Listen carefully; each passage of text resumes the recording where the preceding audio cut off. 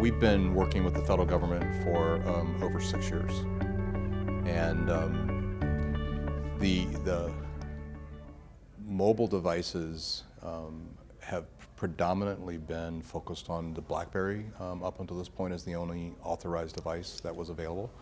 So we're actually seeing more and more that the federal government wants to take advantage of some of the smartphone technology, open that up to a multi-vendor environment, and then basically including iOS, Android, Windows Phone, as well as BlackBerry devices, so that they have more of a multi-vendor heterogeneous environment to be able to manage that.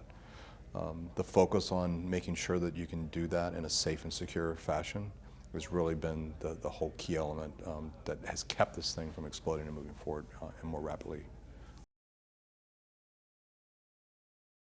I think the biggest challenge that we have today is not around technology. It really is around procurement and around some of the policy. Mobility is moving, at rocket speed. I mean, the devices are changing all the time. The technology is evolving. I mean, over the last 12 months, Good has actually brought a new platform for application and data security. We brought a platform out for identity and access management. All of those have policy components that the government has to figure out how to adopt. The average procurement cycle is 84 months in the federal government. 84 months, I mean, 84 months from now, what you're using as a smartphone today won't look anything like what would be available at that time. So, part of our challenge has been helping to educate the government about mobile technology.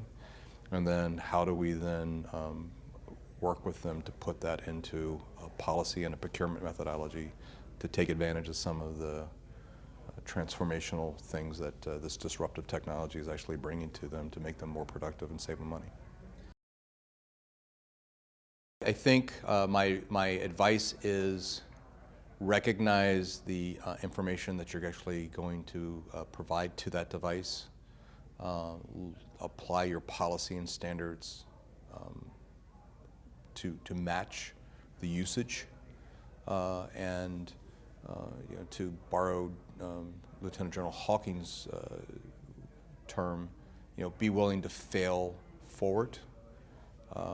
And this is moving rapidly, and I think the government has to adopt more of a rapid methodology around mobility that they have not to date been able to really hold on to. But I think that's changing. I think there are some folks in government that get it, and Ms. Takai obviously is trying to push that very, very hard within the Department of Defense. DHS has adopted and embraced this and moved very, very rapidly forward with it, as well as some of the Department of Justice and other critical infrastructure components.